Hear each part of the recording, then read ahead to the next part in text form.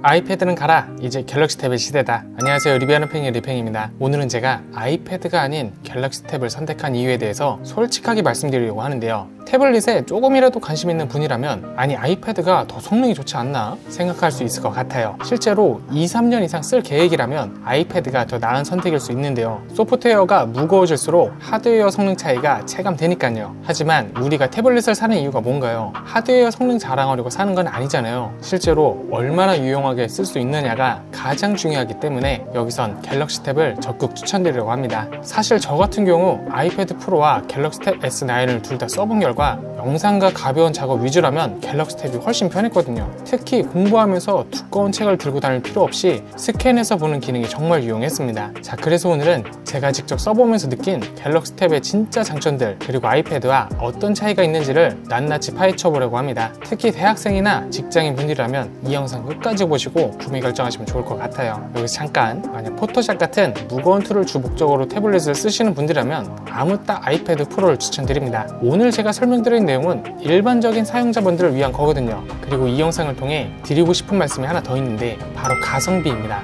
요즘 태블릿 가격이 어마어마하잖아요. 사실 아이패드는 액세서리가 반강제인데 정말 비싸거든요. 애플케어 없으면 AS도 돈 왕창 깨지고, 그래서 오늘은 실제 구매할 때 드는 총 비용까지 꼼꼼히 비교해 보도록 하겠습니다. 먼저 제가 갤럭시 탭을 얼마나 사용했는지부터 말씀드릴게요. 아까 말씀드린 갤럭시 탭 S9을 기준으로 하면 출시부터 지금까지 약 1년 4개월 정도 됐는데요. 처음엔 이거 산 거 실수였나? 살짝 불안했어요. 근데 지금은요, 거의 매일 사용하고 있습니다. 특히 노트 필기랑 영화 감상용으로 정말 많이 쓰고 있어요.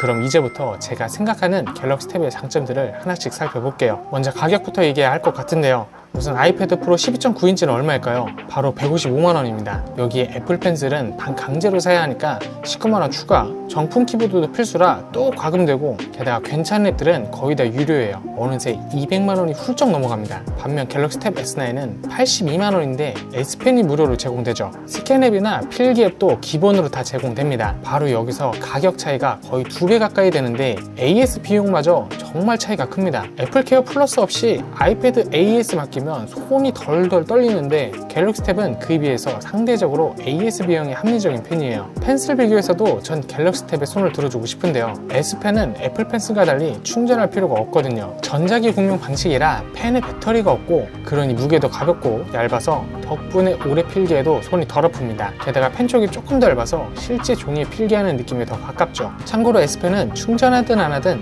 필기 기능은 아무 지장이 없습니다. 어디에 따로 떼놨다가 급하게 써야 할 때도 바로바로 쓸 수 있죠. 이게 별거 아닌데 엄청 좋아요. 보통 충전을 하는 이유는 에어 액션 기능 때문인데요. 저는 멀리서 영상 재생이나 정지, 카메라 원격 셔터 빼고는 거의 안 써서 큰 의미는 없는 것 같습니다. 그리고 최근에 삼성 노트가 엄청나게 발전했는데요. 예전에는 필기 앱이 아이패드보다 부족하다는 평이 많았는데 이제는 상황이 조금 달라졌어요. PDF 위에 필기도 되고 손글씨 검색은 물론이고 텍스트 변환까지 완벽하게 지원합니다. 거기다 클라우드 동기화도 되니까 스마트폰에서도 바로바로 필기 내용을 확인할 수 있어요. 한편 배터리 걱정하시는 분들도 있을 것 같은데 제가 하루 종일 업무에서 업무 보면서 영상을 보는데도 항상 배터리가 충분하더라고요. 하루 7시간에서 8시간 정도 사용한다면 하루에 한 번만 충전해도 됩니다. 이것뿐만 아닌데요. 갤럭시 탭에 또 다른 장점이 있는데 바로 화면 크기와 디스플레이 성능입니다. 먼저 화질에 대해 말씀드릴게요. S9 시리즈는 전 모델에 OLED를 탑재했는데요. 이게 정말 대단합니다.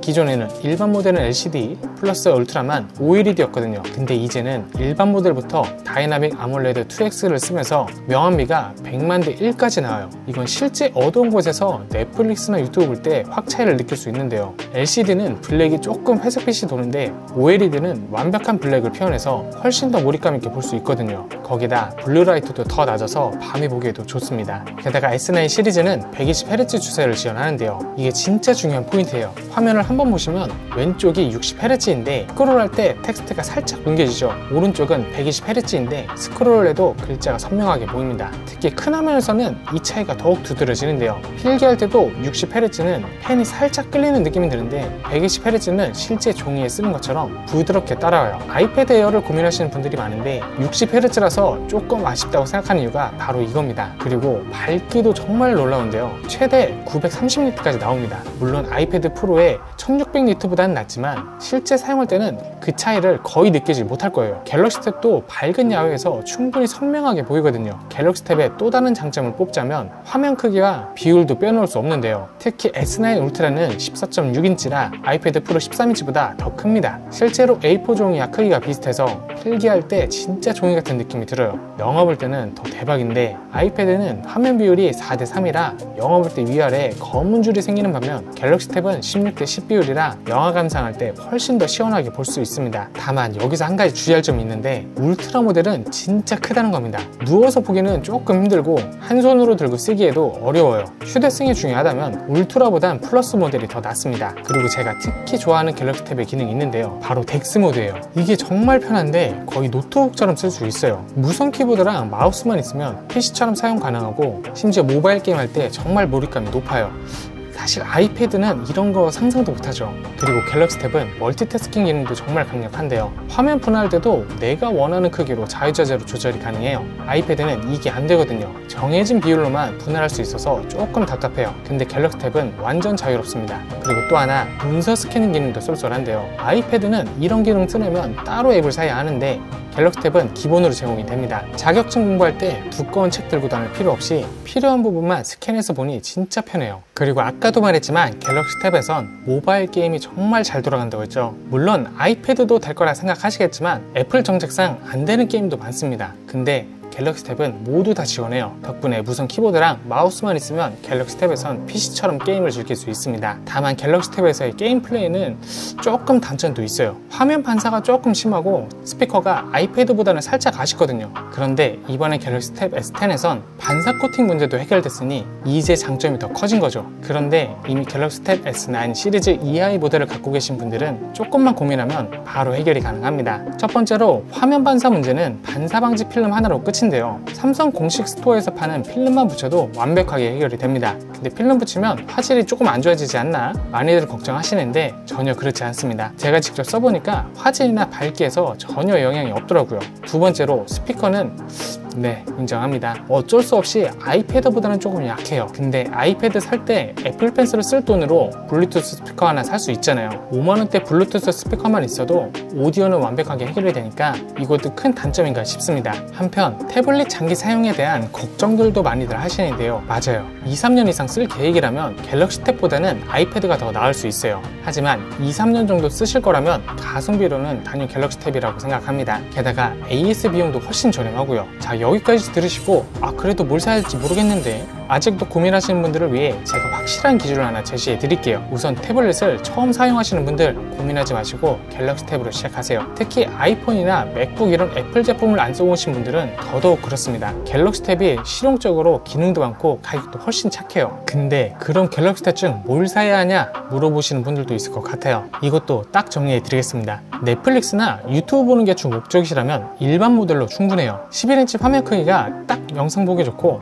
한 손으로 들고 다니기도 편하거든요. 가벼운 필기나 문서 작업도 문제 없습니다. 그런데 본격적으로 공부하시는 분들은 이야기가 조금 달라져요. 예를 들어 자격증 공부하는 분들, PDF 파일이나 전자책 많이 보시는 분들은 플러스나 울트라가 훨씬 좋아요. 화면이 더 크니까 책 보기에도 편하고 필기하기도 좋거든요. 특히 울트라는 진짜 신기한 게 A4 종이랑 크기가 비슷해요. 그래서 태블릿을 디지털 공부방처럼 쓸 수 있습니다. 한쪽에는 PDF 띄워놓고 다른 쪽에선 필기하고 이런 게 가능해요. 다만 울트라는 조금 큽니다. 진짜 커요. 아까도 말했지만 침대에 누워 유튜브 보기에는 조금 힘들고요. 그래서 휴대성을 중요하게 생각한다면 울트라보다는 플러스 모델로 가는 게 나아요. 그리고 혹시 전문적인 작업을 하시는 분이다 이런 분들은 조금 다르게 생각하셔야 합니다. 포토샵이나 3D 작업, 영상 편집 이런 작업을 많이 하신다 그러면 갤럭시 탭보다는 아이패드 프로로 가야 해요. 이런 무거운 작업에는 아이패드가 더 안정적이거든요. 어떠세요? 이렇게 설명드리니까 조금 더 이해가 잘 되시나요? 결론적으로 말씀드리면 태블릿을 영상 시청이나 필기 문서 작업 위주로 사용하실 거라면 갤럭시 탭이 최고의 선택이 될 거예요.